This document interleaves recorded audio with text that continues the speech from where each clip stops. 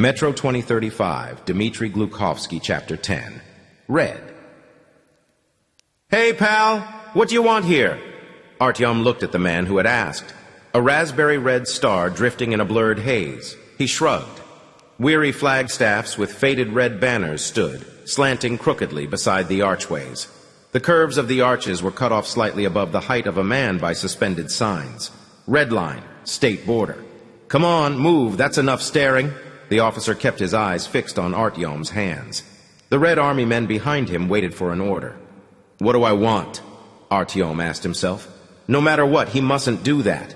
Put his hands up and take a step forward. He mustn't follow the unfortunate Umbach to that place where Pyotr Sergeyevich was about to have his guts wound onto a stick. He mustn't confess that he, and not Umbach, was the subversive radio operator they were searching for, because they wouldn't let him see Umbach in any case, and Artyom's guts would be next for the stick. Then what?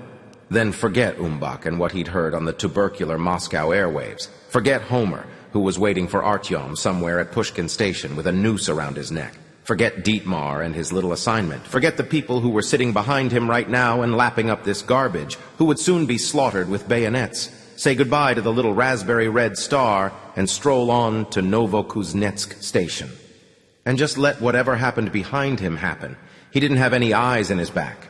And what was there at Novokuznetsk? Nothing. The same thing as at exhibition. A void filled with stuffy air, mushrooms, the miserable life that Artyom was supposed to drag out uncomplainingly until he croaked, "Circle round, go back to Anya." Sometime, whenever, using someone else's dead documents. Someone else's documents, but the life would be his. Artyom's, the same old life, as black, twisted, and dry as a burnt-out match. Did he want that life? Could he hack it? Olga Eisenberg took off her bra.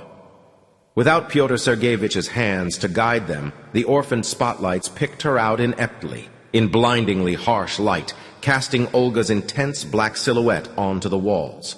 The trumpet played too fast and with nauseating insinuation, churning Artyom's guts, and the silhouetted woman on the pole flailed to its rhythm, swirling furiously as if she were impaled on a stake. "Are you deaf? Go on, push off." And while Artyom was searching for Umbach, while he was on his way here with Homer, for a while he had forgotten, hadn't he? What it was like when you had nowhere to go to. The old man had given him something. A direction, at least. "Forgive me, Granddad. How can I save you? Follow that fiend's orders. Help him set up a bloody massacre, and then what? Will they really let you go then?" "They won't, Granddad. So that's the choice then. Whatever I choose, it's hopeless." "Right, search him!" Artyom's feet took a step back. His feet hadn't decided yet. The audience started turning round and shushing him. Someone relaxing in a railway man's uniform grabbed hold of Artyom. Was it Artyom he had really been waiting for while he watched with a bored air as the actress writhed on the stake? If they moved the other way forward, there was no way back. His feet knew that. It was too soon for his body to die, but his soul simply couldn't stomach the idea of going back to the old life. "No, I don't want her children," Artyom realized. He realized it quite simply, and for good. What was there at Exhibition Station? There was nothing. Or everything that Artyom had failed to become, and everything he would rather croak than become. Using his mind, he forced himself to raise his hands. One crept up a bit faster than the other. Sweat ran down his temples into his eyes in a caustic trickle, with a raspberry red star swimming in it. "Perhaps they haven't killed you yet, Pyotr Sergeyevich. Eh? I traveled halfway across the metro to find you, didn't I? And I got here. Now there's nowhere for me to go on to. Come on now, they haven't killed you, have they?" "I have some information." "What are you mumbling about?" Artyom sensed a spider's gaze from the audience, making his skin creep, so he said it again in the same quiet voice. "I have important information about a planned armed coup by the Reich. I want to talk with an officer of the State Security Services." "I can't hear you!" Artyom wiped away the sweat and took a step forward. The pedestrian passage to Okotny Ryad was long, interminably long, as if it had been built especially for Artyom, to give him time to change his mind. From the outside, the border of the red line looked flimsy, a movable barrier and a couple of sleepy soldiers. But on the inside, where outsiders couldn't see, there were 3 layers of fortifications, with sandbags, barbed wire, and machine guns. The gun barrels were staring at the walls, not inwards or outwards. They didn't know yet which direction the enemy would advance from. There were twin profiles stenciled in paint on the walls, 2 awfully similar, bald, scowling men with fat cheeks, like a blurred image embossed on a medal, one of them either protecting or eclipsing the other. The Moskvin cousins. Artyom knew that. The one in the foreground was Maxim, the present General Secretary. The one Maxim had been stamped over was the previous General Secretary, who had died. With every step away from Teatralnaya station, he heard the Bolshoi theater's perverse trumpet less and less clearly, because tearing along the passage from the opposite direction from Marx Prospect Station straight into his forehead, getting louder and louder, was the bracing polyphony of a bravura march generated by an entire military band. At the point where the second third of the passage began, the orchestral march collided with the languorous trumpet and drove it back out into the theater. The place was lit miserably. There was only a mote of light along the barbed wire, and beyond that the gloom was as thick as jelly until the next strip of barbed wire. They didn't meet any live people along the way, only sullen soldiers. Artyom was straining at the leash, eager to resolve his fate, but his armed escorts had no intention of hurrying. Their own fates were too indefinite. He barely managed to hold out until Marx Prospect Okotny Ryad, until the very last border post, which looked just like the first one, so flimsy that a good hard puff would demolish it. Nothing else could be seen beyond it. The steps hid everything, and that made it seem as if no one here on the red line could give a damn for Teatralnaya. But the band was absolutely genuine, and it was standing right at the entrance, beside the border, tootling and jangling and drumming. It made Artyom want to straighten up and square his shoulders despite himself. And of course, no trumpet or any other theatrical sounds could force their way through that. The station, as cozy, homey, and small as all of the earliest stations in the metro, was full of people who were all the same color. It wasn't dirty here, and there wasn't any water running from the ceiling, and the lamps were lit. Everything decent and decorous, in short. But when the orchestra fell silent for a second to swap one march for another, the station's other voice could be heard. An unusual voice. Instead of the hubbub people are supposed to make, Okotny Ryad was filled with a constant rustling. People rustled as they glanced round in the winding queues, where each of them had a number written on his hand. In the entrances of the archways, people rustled papers at tables, performing some kind of bureaucratic function that Artyom didn't understand. The women rustled and children rustled. And suddenly, while the drums and timpani were catching their breath, the station was no longer bright or clean enough. But then the orchestral conveyor belt started up again, and the merriment that it delivered changed the station back. The little lamps burned more brightly, the lips of people walking by stopped drooping, and the marble started gleaming. There were slogans to buoy up the mood, too, also stenciled in block letters. With the red line, we will wipe out poverty, illiteracy, and capitalism. No to the plundering of the poor. Yes to universal equality. Their oligarchs eat our children's mushrooms. A full ration for everyone. And Lenin, Stalin, Moskvin, Moskvin. A bald Lenin and mustached Stalin hung in gold frames on the end wall of the station. Standing beside them was a guard detail of pale little boys with little red rags round their necks, and there were flowers lying there, plastic ones. The locals didn't seem to notice that Artyom was under armed guard. All the people he strode past somehow found more interesting business to distract them. He wasn't able to meet anyone's eyes at all. But the moment he was past someone, the nape of his neck started burning as those scattered glances were immediately focused into intense beams by the lenses of their curiosity. He walked along, trying to reach an agreement with Pyotr Sergeyevich that he wouldn't die for a little while longer, or go away anywhere, that he would wait until Artyom got there. No more than an hour had gone by, so there was still a chance. The Committee of State Security was located on the underside of the station. Below the floor that the monochrome citizens tramped across, there was another level with low ceilings that no one knew about, and the entrance to it was made to look like a cupboard, a place for sticking mops and buckets. Inside, however, everything was familiar, the same as everywhere else in the world.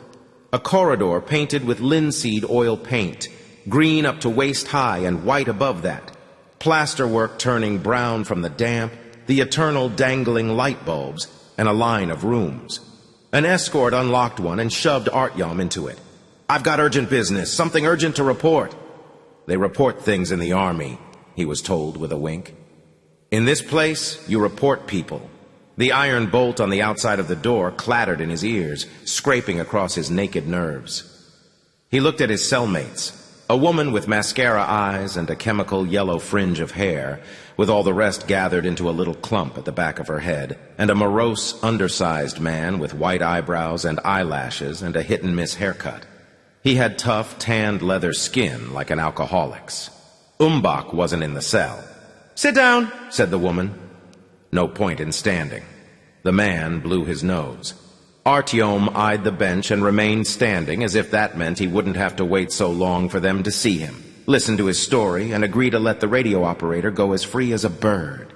"You think they're going to sort everything out straight away right now, too, do you?" The woman sighed. "We've been stuck in here like this for more than 2 days now, and maybe that's good, the way they sort things out here. It would be better if they didn't bother." "Shut up," the man groaned. "At least now keep your mouth shut, will you? Did they bring an old guy in here before me?" Artyom asked her. "With a mustache like this?" He demonstrated with his hands the feeble way that Umbach's mustache dangled. "No, they didn't. And there wasn't anyone without a mustache either. We're stuck in here on our own, snapping at each other like that." The man turned away to face the wall and picked at it with his fingernail with an air of loathing. "And what have you done?" "I haven't done anything. I've got to get the old guy out." "And what's the old guy done?"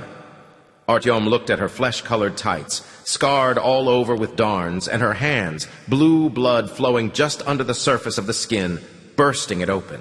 At first, the black borders made her eyes seem large and passionate, as if she was giving herself for the last time, but in fact they were just ordinary. A wrinkly smile, with tired wrinkles. "The old guy hasn't done anything either. We're from Teatralnaya, actually. We were just getting on with our lives." "And what's life like there at Teatralnaya?" "Lousy, I suppose," she asked sympathetically. "It's fine. But they tell us here that you've almost eaten each other up already. Are they lying, then?" "Yulka, are you stupid or what?" The man appealed to her. "We have a good life here," Yulka said, remembering. "Basically, we couldn't give a shit how things are at your place." She paused and asked doubtfully, "Do you have to queue long for mushrooms?" "What do you mean, queue?" "Well, say you join the back of the line. What number would you be?" "What line? If you've got money, you just buy them." "Money, you say? You mean coupons?" "We don't need any money here," the man put in. "If someone works, then he eats. Not like at that Teatralnaya of yours. Our working man has protection." "All right," said Artyom. "You go eat your money," the man added. "Come on, Andriusha. Why attack him like that?" Yulka interceded. "They stick some fat-faced git in here and you want to show him your titties." Andriusha hawked up and spat by his feet, but as if he was spitting at Artyom. "As if you suddenly needed my titties." She smiled at the man. "I'm not a stooge," said Artyom, telling himself. "I don't want to know anything," said Andriusha. "It's none of my business." They said nothing for a while. Artyom pressed his ear against the door. It was quiet. He looked at his watch. What was Dietmar up to? Did he still trust Artyom? And how much longer would he agree to trust him? "You mean there aren't any queues at all for mushrooms?" Yulka asked. "So how many do they give each person?" "As many as he has the money for. The cartridges," Artyom explained, just to be sure. "Well, would you ever?" Yulka exclaimed in delight. "And what if 2 of you come together?" "What? Do you both get as many as you have money for?" "Well, yes. Greedy bastards," said Andriusha. "Whose mushrooms do you think they're guzzling? Yours and mine. Our kids are bloated from hunger and they're pigging themselves." "They're not bloated," Yulka exclaimed in fright. "And we haven't got any children." "I was being imagistic. Figural, that is, I was." He stared at Artyom with an air of anguish and a feeling of just having made an irreparable mistake, blushing bright crimson. "He didn't say that," Yulka implored Artyom. All right? Artyom shrugged and nodded. You watch your own tongue, Andryusha barked at his wife. You cunt. If you hadn't blabbed, we'd be at home. As if you didn't learn anything from the Yefimovs. The Yefimovs didn't say anything, did they, Andryusha? She whispered. They took them anyway. They never said a single word against. Then it must have been for something else. There must have been something, he shouted in a whisper. How could they just take them like that, without any rhyme or reason, and he hawked and spat. And the whole family, too. How's that, the whole family? Artyom asked. It's nothing. None of your business. What was it I said, anyway? That there wouldn't be enough mushrooms this year? That the crop had failed in the state farm because of the plague, because of the white rot? We'll go hungry, and that was all. I didn't get it all out of my own head, but they said it was slander. Propaganda. Who did you say it to? You stupid blabbermouth. Svetka Dementieva, that's who. Are you telling me you don't know about the Dementievs? The Dementievs' Dasha works in the canning shop, and it's like she doesn't understand anything. She stands there and keeps her mouth shut then. People get taken for less than that. What about Vasilyeva, the one who said, Lord, have mercy, and crossed herself? And what did they take Igor from Section 105 for? During a break, he prattled about people from the outside showing up at Cherkizovo station. From where outside? And what happened? From outside Moscow, from somewhere up on top. Another city, like. And supposedly they came without protective suits. So what's wrong with that? What about it? It's obviously a load of bullshit, like they picked up all those outsiders in a single sweep and the same day. He ran his finger across his throat. Don't show that on yourself, Yulka exclaimed in fright. Bullshit, right? Garbage, isn't it? The bastard Yanks flattened everything for us. Even a little child knows there's only Moscow still standing. What other city? And the next day they snatched Igor Zuev. Yudin was listening, and Yudin's another. You have to be a real wanker to talk in front of Yudin. What city? Artyom asked, tensing up. What city did they come from? Those outsiders at Cherkizovo? Uh-huh, Andryusha said to him, like I'll just tell you. Artyom pulled away from the door, took a step towards the man, and leaned down towards him. But he said it, didn't he? He said it, this Igor? And look where it got him. Tell me, it's important. You haven't given them the dirt on the old guy yet. You can't rake everything in? Andryusha chuckled balefully. You witless idiot. Just tell me. Where from? Artyom grabbed the man by the collar, wound the material onto his fists, and pressed him against the wall. Get off him! Get off! Yulka squealed. He doesn't know anything, not a thing. Guards, help! It's all garbage. What if it isn't? So what? So what if it isn't? Then that's it! Then we can sling our hook, get out of this metro! Half hoisted up off the floor, Andryusha shook his head and pulled an ugly face. If they're so well off up there, why would they come barging in on us? Artyom filled his lungs to answer, but he couldn't think of anything to say. Put me down where I was standing, you louse, said Andryusha. Artyom put him down. Then he turned away and went back to the door. He was about to press his forehead against it when it opened. The one from Teatralnaya! Out you come! That was a mistake. You should have told me, Artyom told Andryusha. Now you can ask them yourself. Andryusha hawked up. Here you are, Comrade Major. This is the subversive. Where are his bracelets? Let's have him in bracelets. The handcuffs clicked on. That's just, when they confess themselves, they always have to wear bracelets, the Comrade Major explained to Artyom, meeting him in the doorway. Call me Gleb Ivanitch. And who are you? But Artyom already knew that this was Gleb Ivanitch. He knew his hoarse, low voice, and his lace-up low boots. Fyodor Kolesnikov, the name in the dead man's passport. Well, Fyodor, let's hear it. Gleb Ivanitch was stocky and hardy, a beef breed. His head was balding above its large forehead. His thick lips looked rouged. He was the same height as Artyom, so he wasn't very tall, but he was twice as broad and 4 times as powerful. His tunic wouldn't close on him, the collar was too tight for his bull neck, and his trousers were hummocky. Gleb Ivanitch sat down at the desk and left Artyom standing there. You picked up the wrong man. What wrong man? The major asked cautiously. Umbach, at Teatralnaya. He's not guilty of anything. You confused him with someone else. And who should we have picked up? Someone else? Aha! And have you come to get him out? The Major was bored immediately. He's no saboteur, he's a technician in the theater, Artyom told him. Well, he confessed to being a saboteur. Well, then, that isn't true. He slandered himself. That's his problem. We've got everything signed off. So now what? The room was spacious, but simple to the point of severity. The linoleum on the floor was curling up. The safe in the corner was a gray cube. Only the desk was luxurious, a trophy item.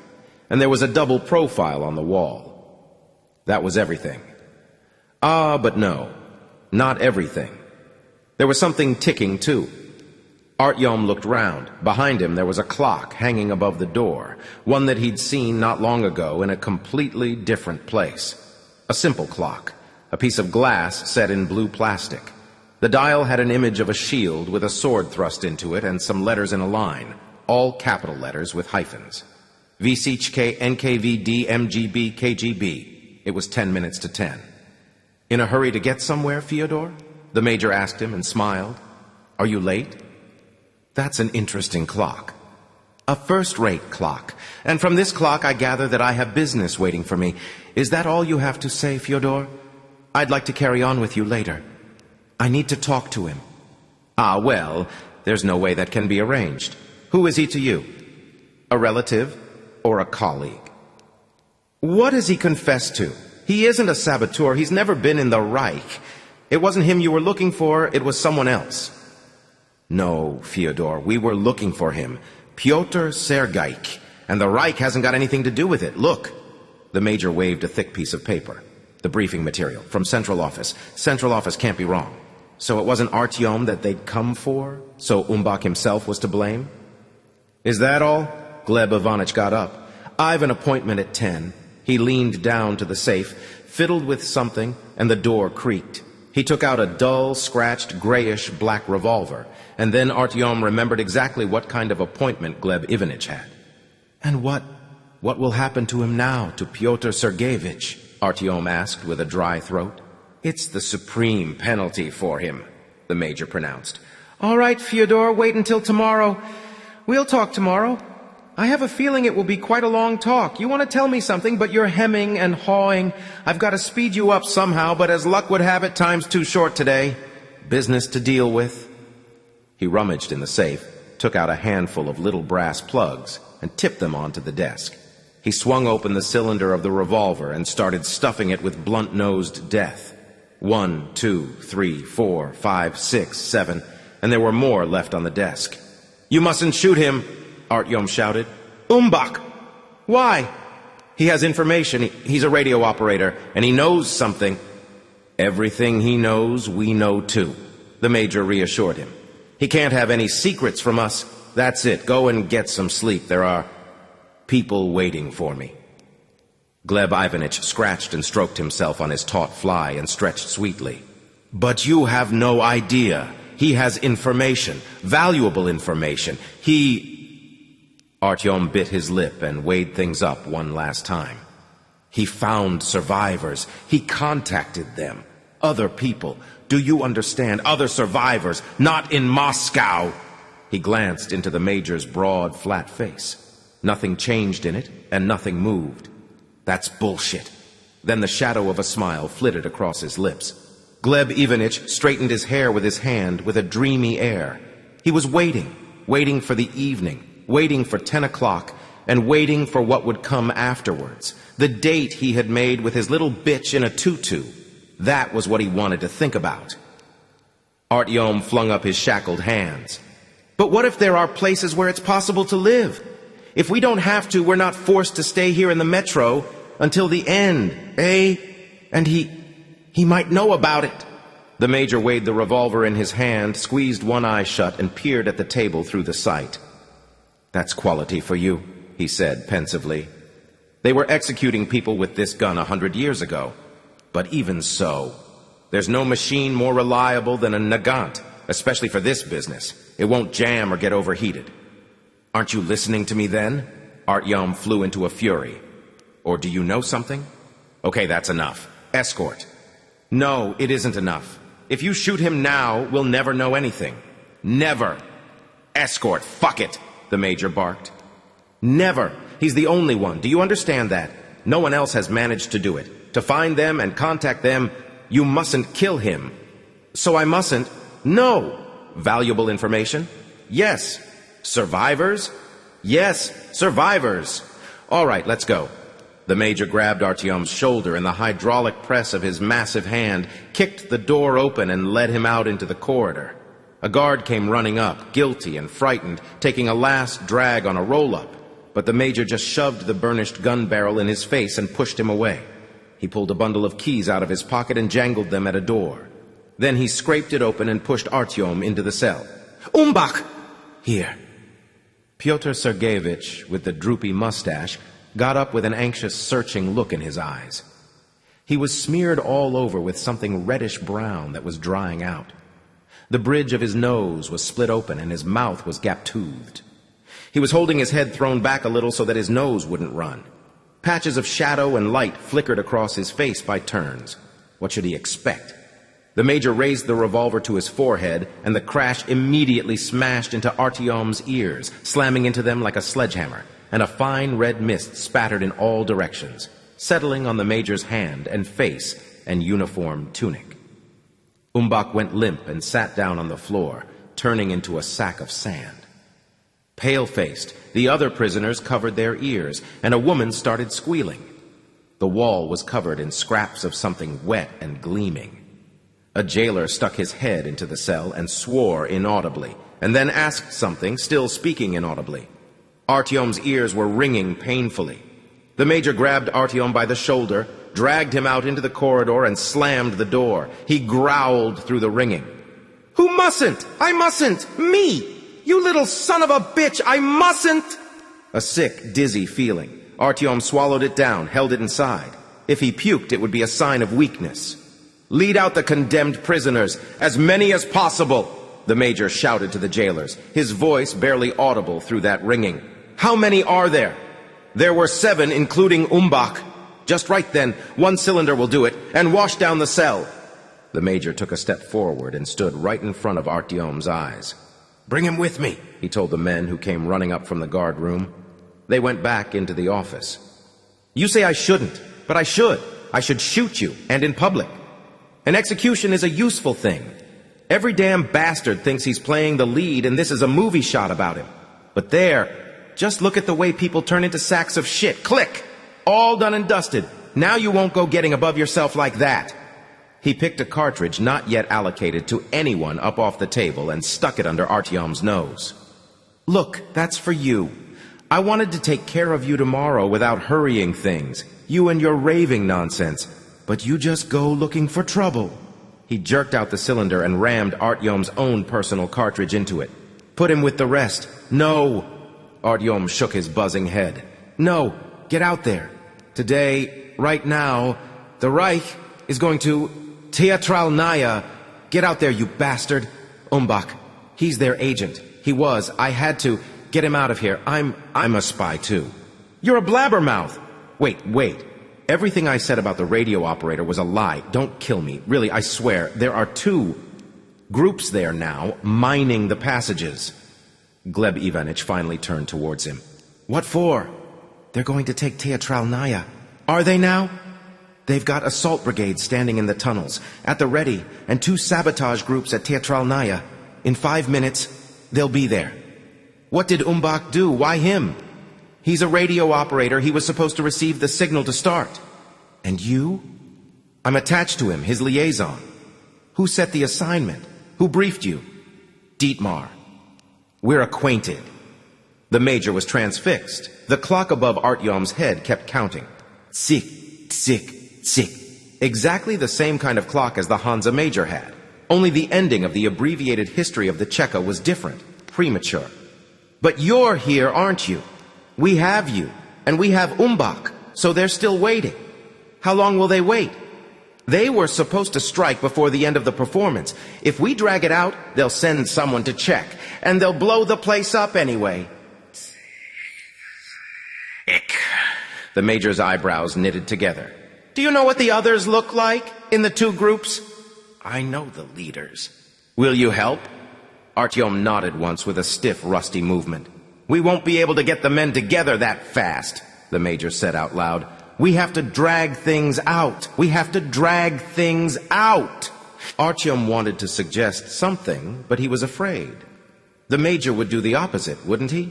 He had to think of it himself. Think, Major, think. Well, how about disinformation? Tell them the groups have already been neutralized? How? There's no time.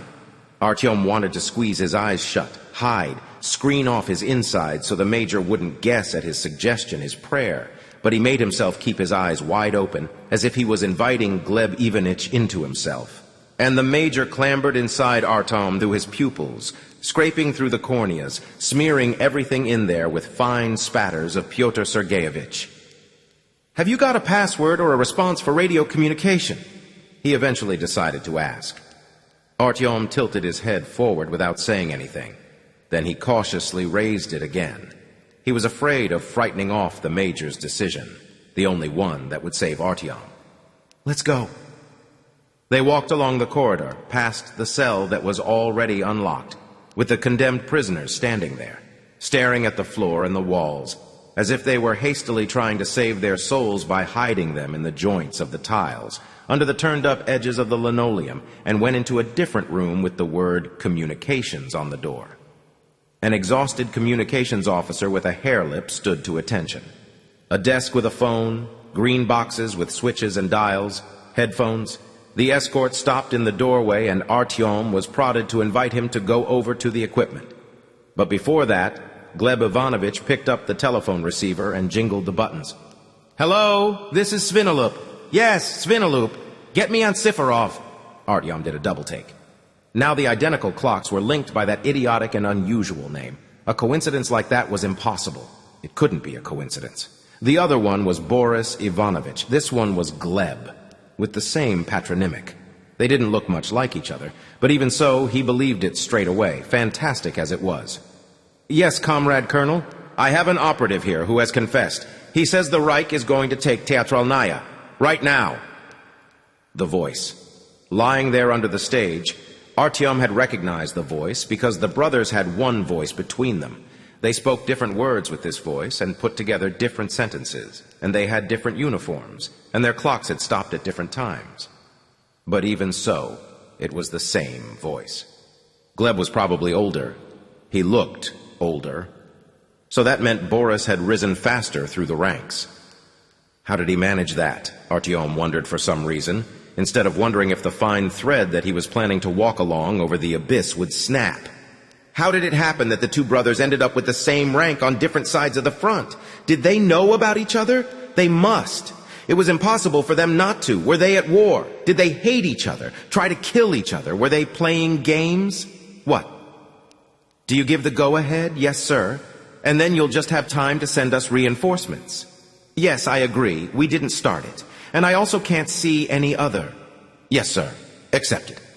Artyom waited quietly, not even thinking any more about the noise of his thoughts scaring off the magical firebird of luck that had landed on his shoulder.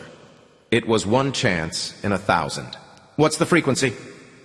The communications officer with the twisted face sat down at the radio set. Artyom told him the frequency. They started combing the airwaves. They set the headphones crookedly on Artyom's head, covering one ear and leaving the other open on the side towards the other men. "Did you run the aerials out onto the surface?" he asked. "How do you pick anything up here?" "You think about your own job," Svinolup advised him. "Our job? But haven't you ever heard any other cities?" As if he was being asked, the radio officer shook his head. "There aren't any other cities, kid," said the major. "Forget it." "But people came. People have come from other cities, haven't they? Come to the metro? Hogwash. And they were eliminated by your people. More hogwash. And anyone who blabbed about it." Gleb Ivanovich narrowed his eyes. He banged his gun against a metal box. "No fucking point passing on a pack of lies. We're stuck here and that's it. Why get people all worked up? Let them dream about what they're told to dream about us defeating Hansa and putting all the bourgeois up against the wall, and then there'll be communism in the metro, and a full ration of mushrooms for everyone. Things will be good here, where we are. You have to love your homeland. Got that? After all, there's no place like home. I was born up on the surface. But you'll die down here! Svenolup slapped him on the shoulder and chortled. It was his first joke. A voice emerged from the mush of the airwaves. The Major nodded to Artyom and set the gun barrel to his head, encouraging him, admonishing him. Dietmar, this is your stalker. Oh, stalker. Well, the lilies of the valley have flowered. Then it must be spring. The gun barrel poked into Artyom's free ear, cold and metallic, straight into the canal. It was anxious, trying to tell if it was being deceived. But I liked winter better. We'll go and hide then. Artyom tried to squint at Svenolup, but the revolver wouldn't let him. He ought to have been counting, but he couldn't. The barrel scratched him as it squeezed into the little hole it plugged his ear. What's this crap? The Major rasped through the barrel into his brain. We're canceling the operation, said Artyom. Dietmar, we're canceling. And then, an instant later, ka-boom! Everything jumped. The ceiling fell apart. Masses of dust tumbled in and hung in the air. The light blinked and disappeared. Everyone was blinded and deafened. Artyom was the only one expecting it. And it was just what he was expecting. He dived to one side, jerked on the gun barrel with his shackled hands, tugged it out of the weakened grasp of those fat fingers, and sprang sideways. There was a blink of light. The escort was lying on the floor, pinned down by concrete. Svenolup, cut by flying stone chippings, was bleeding and fumbling around him. The radio operator was still sitting over his apparatus, totally dazed. Shouts forced their way through the cotton wool. Tramping feet. Svenolup finally saw Artyom. Hands! Hands! The Major raised them lazily. His eyes roamed about, already looking for the smartest way to come at Artyom. Get up! Over to the door! Move it! Come on! The Nagant sat in his hand awkwardly, badly, like someone else's gun. What the hell was that? Svenolup asked him, barely even moving. He was doing it all deliberately, the bastard. Artyom squeezed the trigger. It moved stiffly. The hammer shifted back threateningly. Get up! Walk! Where was that blast? He squeezed it home. Another thunderclap, but not as painful as in the cell when Umbach was killed. Artyom's ears were already blocked. Svenolup grabbed at a blotch on his right shoulder with his left hand. He finally obeyed and got up. He stepped over the escort and glanced out into the corridor. Another jailer was dithering about out there, shell-shocked. He tried to jerk up his automatic, but Artyom shot him at hazard somewhere in the stomach and kicked the automatic aside. Who has the keys? Who has the keys of the cells? I have. Open them. Open all of them. Where's that guy who lied about the survivors? Zuev. Where is he? He's not here. We sent him to the Lubyanka. We got a request for him. He's not here. Come this way, this way. Where's my cell? Is this it? Open it. The Major fiddled with the soundless keys and unlocked the door. Heavily made up Yulka and the morose hawker were alive and well. Come out! We're getting out of here! Svenolup pulled a sour face. And where to? Andriusha asked. Where to? Out of here, to freedom. They won't run off anywhere with you, said Svenolup. Off the line. I'll get you out of here. Yulka didn't say anything. The man batted his dust-covered eyelids, figuring something out and sucking air into his lungs. And then he didn't just shout, he bawled. Push off, you ugly fucking mug, you lousy stooge. Push off. We're not going anywhere. We live here. Here. Get the picture? Svenolup asked with a grin. That's love of the homeland for you. They'll put you up against the wall here. He'll do it himself. Svenolup. Fuck off. Sit down, Yulka. Why'd you jump up like a stupid fool? That's right, said Svenolup. That's exactly right. And you greenhorn. Artyom went wild. Get in the cell. Get in. They're afraid of you. Give me those keys. Throw them. He's not getting out of here. Have you got that? That's it. There he is. Now let's go. What's your name? Andrei. I'll get you out of here. I'll get you out, okay? Move it. There's no time to waste. We're not going, said Yulka, backing up her husband. You're a fool, Fyodor. A perfect naive idiot. They're rabbits. Docile rabbits. They're not going to run anywhere. What do you mean, rabbits? They're docile. Here, look. Svenolup hiked up Yulka's dress and tugged down her darned tights and panties, exposing her ginger curls. She just put her hands over her mouth. Well, Svenolup shouted at Andriusha. Are you just going to stand there? He squeezed Yulka's flabby backside in his massive hand. then stuck his fingers into her crotch and worked them about there. "Well, still standing there?" Andriusha stared down at the floor. "You shit!" Svinolup slapped him with his left hand and knocked him to the floor with that single slap. "Go on, you shit, run, grab your fingered wife and run, eh?" Andriusha crawled over to the bench, sat on it, and started feeling at his cheek. Yulka howled quietly. Her mascara was running. "Nobody will follow you. You're lying, you bastard. You're lying." Someone was running along the corridor with his boots thudding. Surely reinforcements couldn't have arrived already. Artyom fired in that direction, into the dust. Someone in there ducked down and hid, or else died a random death. Where was it the condemned prisoners had been? He bounded along the corridor and found the cell. The door was wide open. There was no armed guard. They were all standing inside, 6 of them, 2 women and 4 men. "Run! Come on! Follow me! I'll get you out!" No one believed him. No one moved. "They'll shoot all of you, put all of you up against the wall." Well, what are you afraid of? What have you got to lose?" They didn't even answer him. Svinolup was coming towards him along the corridor, swaying, sniffing at his hand, smiling. Rabbits. These have already tried it once. They know how it will end. You foul bastard. You go ahead, open all the cells. Go on, kid. Set them free. You've got the keys over there and a gun. You're in charge, eh? Shut up. Svinolup moved right up close, filthy, gruesome, squat, and Artyom took a step away from him, and then another. "Nobody will follow you. Freedom, fuck it. A hero, fuck it, a liberator." "He was taking you all to be shot!" Artyom shouted to the condemned prisoners. "Now, right now. But now maybe they'll pardon us," someone mumbled. "We're here, aren't we? Not going anywhere." "Maybe," Svinolup agreed. "Anything's possible. Now do you understand, you shit? Do you? Do you understand everything?" Artyom shot him in the chest, fired into the center of this man, and the little bullet got stuck in him, and he staggered and laughed again. Then Artyom squeezed out another bullet for him from the unfamiliar, untrustworthy revolver into his stomach. He couldn't shoot him in the face. He couldn't look into Svinolup's eyes, into his confident, insolent, domineering eyes. Even so, Svinolup only fell reluctantly. "Well," Artyom asked the condemned prisoners again, "that's it. He's finished. Let's go." "This one's finished. There are others," someone mumbled. "Where will we run to? There's nowhere to go." Above them, there was shouting and commands were barked. They'd start coming down in a moment. "We'll stay here then. All of you," Artyom yelled at them, "and croak here. If you want to croak, then croak like shit." He stuck the barrel of the Nagant into his trousers, picked up the shot guard's automatic and found the keys for the handcuffs.